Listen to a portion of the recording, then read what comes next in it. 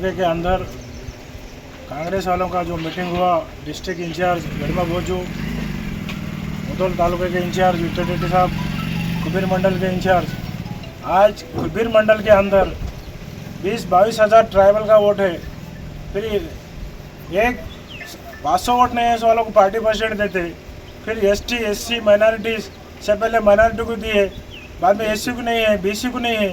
वो तो आप इतने वोट रह गए, 1500 वोट वालों को तुम अगर कुबीर के पार्टी प्रेसिडेंट देते, क्या विडमा भोजू की क्या खानापुर से आके यह मालूम हो रहा है, क्या मुदौल तालुके वालों को मालूम हो रहा है? जब इलेक्शन लड़ने वाला Narayan Patel, in charge party president Narayan Patel, जब नारायण पटेल के एब्सेंट में जब पार्टी प्रेसिडेंट जब हर जगह में पार्टी प्रेसिडेंट बना था, फिर हमारा कुबीर मंडल में रह के मतलब क्या है? ST के इतने लोग आ रहे के मतलब क्या है? आज हमारा कम से कम कुबीर मंडल में 50% हमारे 12 सरपंच गवर्नमेंट के ऐसा रह गए। हमारे समाज को आज एक रेड्डी के समाज के इतने वोटा नहीं है, उतने लोग हमारे को पीछे हटा के पार्टी प्रेसिडेंट बनाते। ये कौन सा अन्याय है?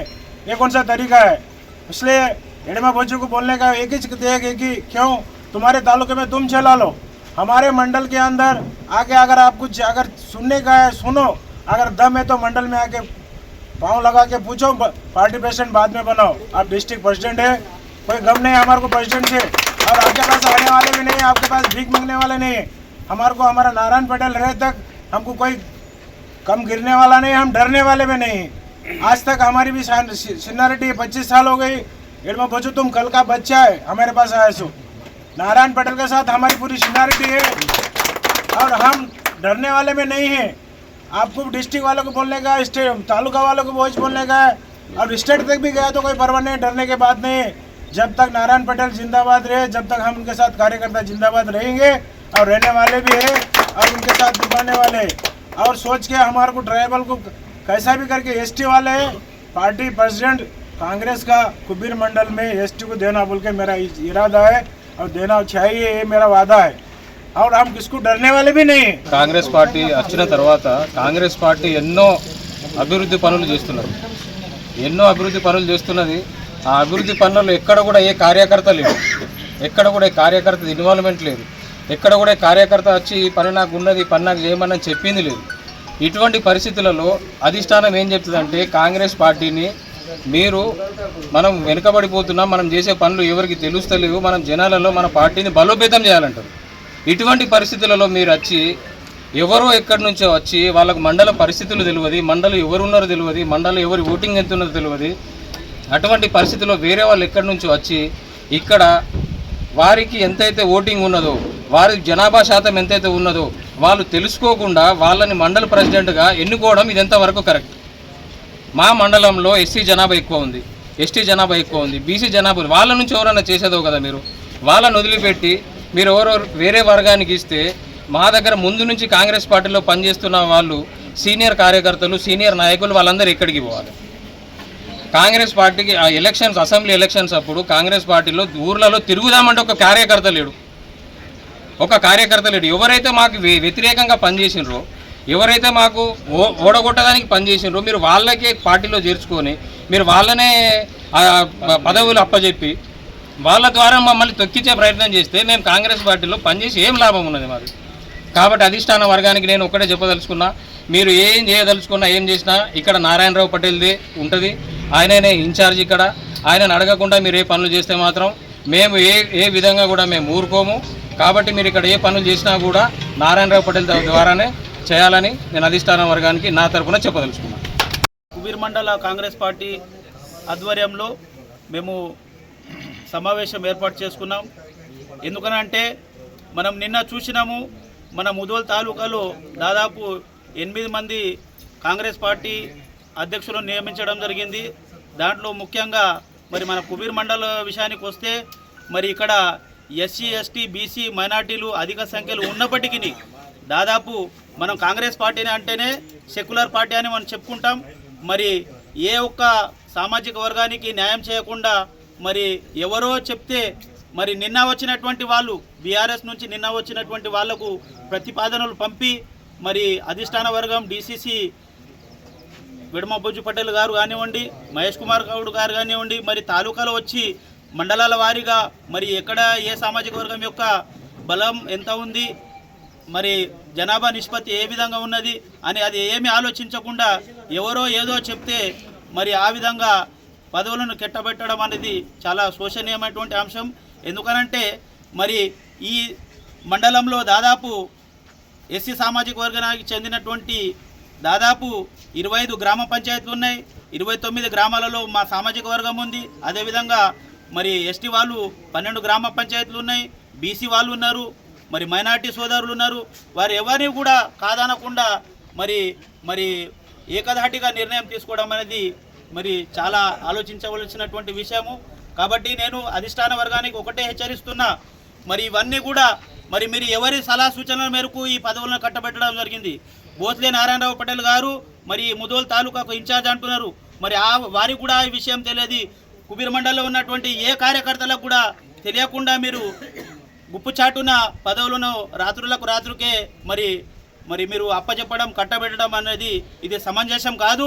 ఎందుకనంటే మీరు రండి, క్షేత్రస్థాయిలో రండి, ఏ మండలంలో ఏ సామాజిక వర్గం యొక్క జనాభా ఎంత ఉంది, మరి అది ఎవరికి ఇస్తే బాగుంటుంది, కార్యకర్తల యొక్క అభిప్రాయం తీసుకోండి. సీనియర్ కార్యకర్తలు ఉన్నారు, సీనియర్ నాయకులు ఉన్నారు, వివిధ గ్రామాల సర్పంచులు ఉన్నారు.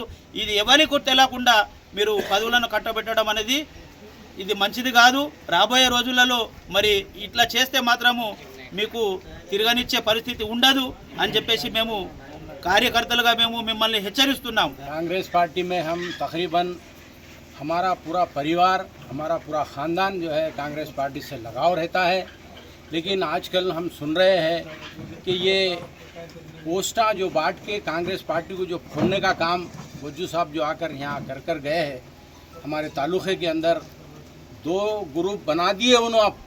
अगर उनको देना था तो हमारे पूरे पटेल साहब के लोगों को बुलाकर उनको बुला के ये हमारे सामने जो है, हम माइनॉरिटीज़ भी तकरीबन जो है यहाँ माइनॉरिटीज़ है, हमारे माइनॉरिटीज़ के भी लिए पोस्ट की ज़रूरत थी। जैसा अभी साहिब राव बोले कि वाकई भी एसटी बहुत है यहाँ पर, उनको होना चाहिए, उनके लिए हम लड़ेंगे। लेकिन हमको माइनॉरिटीज़ को भी एक आध पोस्ट दिए तो बहुत अच्छी बात थी, क्योंकि इससे पहले माइनॉरिटीज़ के सदर थे, उन्होंने भी कांग्रेस के लिए रात दिन मेहनत करते रहे। ये आप लोगों को दिखना, आपको मालूम होना चाहिए कि मेहनत करने वाले कौन लोग हैं। यहाँ पे 24 घंटे मंडल प्रॉपर मंडल पे जो है सो बंजारा समाज इस एरिया में बहुत है, बंजारा समाज को देना था। कांग्रेस पार्टी ये ऐसे ही करके जो है 2 इस ग्रुप में झगड़े लगाकर, तकरीबन पटेल साहब इंचार्ज है, हर मीटिंग उनके पास होती, उन्होंने जो है सो पूरे कार्यकर्ताओं को लेके चलते। एक ऐसा जो है बोज्जू साहब का तरीक़ा है। एक तो बोज्जू साहब कुछ जो गलत बनाए, उन्होंने जो इंचार्ज हमारे तेलंगाना का बनाए, हमारे को दिल्ली से लोग आए, हमारे को चुटिया बनाए, दिल्ली से लोग आकर बोले कि जो है आप पब्लिक का हम समस्या लेंगे बोलकर जो है बोज्जू साहब को बना दिए। उन्होंने हमारे एरिया के इतने, उनको क्या मालूम हमारे एरिया के अंदर, हमारे मंडलों में, हमारे तालुक़े में क्या चलता है उनको क्या मालूम है? या ऐसा कैसा, क्या कांग्रेस पार्टी समंदर है तो क्या समंदर में लोगों को डुबाते रहती क्या?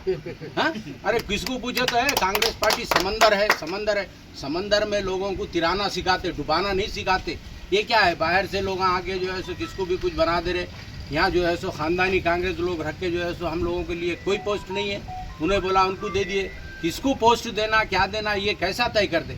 ये हमारे इंचार्ज नारायण राव पटेल साहब यहाँ पे इंचार्ज है, कम से कम उनको पूछना तो था ना, पूछ के बनाए नहीं, कुछ नहीं। हम अब कार्यकर्ताओं का कैसे क्या होना, हम कहाँ जाएंगे, क्यों ऐसा हमारे को जो है छोड़ दे रहे? हम तकरीबन ही ये तुम लोग हमको सिखा रहे कि कांग्रेस पार्टी को डुबा बोल के तुम सिखा रहे, हमारे को 2 ग्रुप बना दिए। आज हमको अगर बुलाते होते तो हम भी क्या बोलते थे भाई, तुम जो है किसी को पूछे नहीं। तो ये क्या है तुम्हारे दिल में? ये जितने भी नए कांग्रेसी जो आए हैं हमारे कांग्रेस में, ये टीआरएस के लोग जो आए हैं ना, वो सिर्फ कांग्रेस पार्टी को डुबाने के लिए आए। क्योंकि ये समस्या दिख रहा, दोनों को फोड़ देना, कांग्रेस पार्टी को डुबा देना, बीजेपी को जिताना बोल के इनका ख्याल है। मैं तो ये चाहता हूँ, क्यों सबको लेके चलो ना भाई, क्यों अलग तुम बनाए? हमारे एक कार्यकर्ताओं को नहीं बुलाए, हम अलग है।